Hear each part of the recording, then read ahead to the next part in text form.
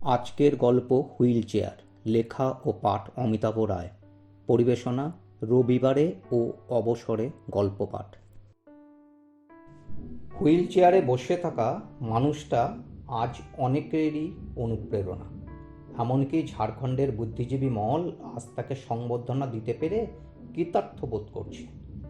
মাইকে নামটা ঘোষণা হলো, ডাক্তার সুবীর সেন। জমজমাট সভাগৃহ কলতাড়িতে ভেসে গেল। আজ সবাই ওনার মুখ থেকে দু চার কথা শুনতে চায়।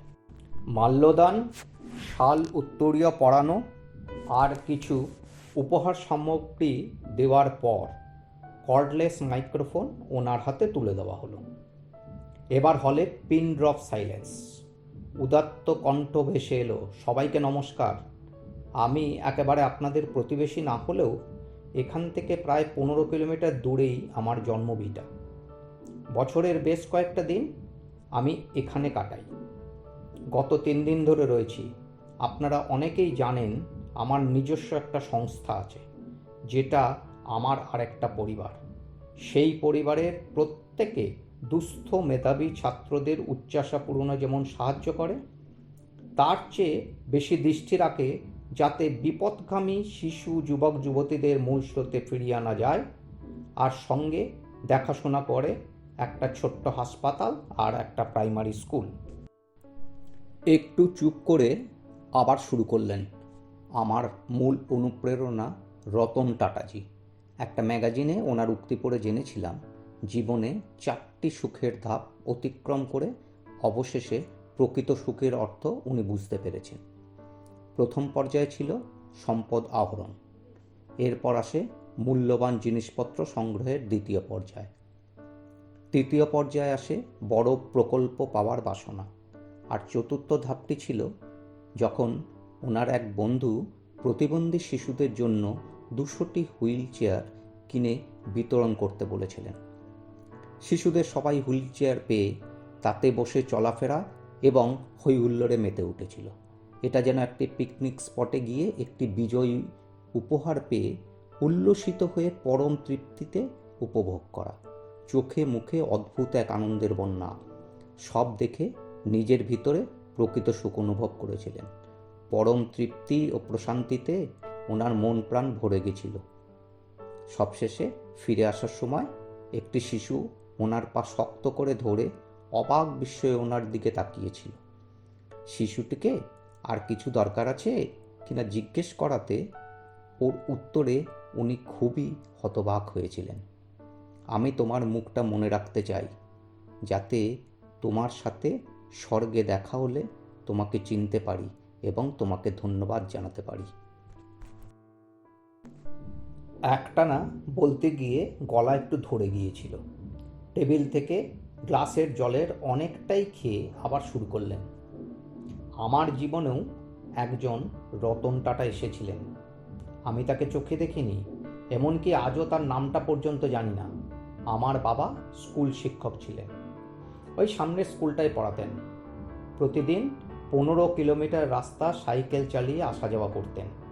আমি প্রায় জন্মের সময় থেকেই পোলিওতে আক্রান্ত হয়ে পঙ্গু, মানে আজও আক্ষরিক অর্থে নিজের পায়ে দাঁড়াতে পারিনি। বাবার স্কুলের হেডমাস্টার মহাশয়ের কাছে কোন একজন সহৃদয় ব্যক্তি আমার মেধার কথা শুনে শুধু তারিফ করেছিলেন তাই নয়, তিনি আমাকে কলকাতায় থাকা খাওয়া পড়ার ব্যবস্থা করে দিয়েছিলেন, আর দিয়েছিলেন এই অত্যাধুনিক হুইল চেয়ারটি। আমার চলার গতি স্বাভাবিক মানুষের মতন না হলেও অনেক সময় অন্যের সাহারা নিয়ে সুষ্ঠুভাবে কাজ শেষ করতে পারি। আবার স্বল্প বিরতি। এটা না হলে শ্রোতাদের বোধহয় একটু অসুবিধাই হতো, কারণ সবাই যেন দম বন্ধ করে গোগ্রাসে কথাগুলো গিলছিল।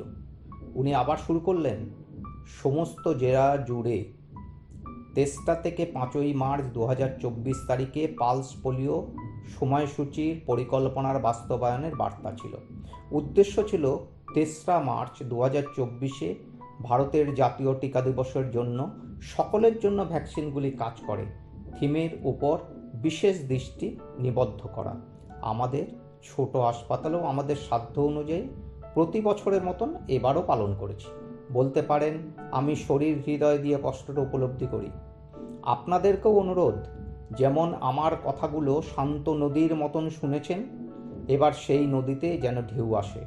আক্ষরিক অর্থে নিজের পায়ে দাঁড়ানো বাস্তবের মাপকাঠিতে নাও হতে পারে। আমরা জঙ্গলে বেড়াতে গেলে যেমন বাঘের পায়ের ছাপ দেখলেই শিহরিত হই, তেমনি আপনাদের প্রত্যেকের জীবনবোধের বাস্তবায়ন সমাজে কিছু ছাপ রেখে যাক, যা ভবিষ্যৎ প্রজন্মকে আকৃষ্ট করে। একটা ছোট্ট ফোন করেই আবার শুরু করলেন, আমি আজ একজনকে একটা হুইল চেয়ার দিতে চাই। এই সভাগৃহে এরকম একজনই আছে। ভগবান করুন সবার সাধু প্রচেষ্টার জন্য ভবিষ্যতে এমন আর একজনকেও এই অসুখের জন্য পঙ্গু হয়েছেন এরকম যেন আমরা খুঁজে না পাই। সবাই যেন বাস্তব অর্থে নিজের পায়ে দাঁড়াতে পারে। আমি বলতে বলতে খেয়াল করেছি মাঝে মাঝে ওর দু চোখ জলে ভরে গেছে। কোনো কোনো সময় ও লুকিয়ে চোখের জল মুছেছে। ওর উজ্জ্বল চোখ দুটো যেন ভবিষ্যতের আশ্বাস। আমি নিশ্চিত ভবিষ্যতে ও এরকম 200 হুইল চেয়ার দেওয়ার ক্ষমতার অধিকারী হবে। বলতে বলতে হুইল চেয়ার হাজির। ছেলেটিকে মঞ্চে নিয়ে আসা হলো। চেয়ারটি দেওয়া হলে ছেলেটি ডাক্তার সেনের পা ধরে অস্ফুটে কিছু বলতে চাইল। করতালিতে সভাঘর ভরে উঠল। সবাই স্বর্গে যাওয়ার আরেকটা রাস্তা অন্তত দেখতে পেল।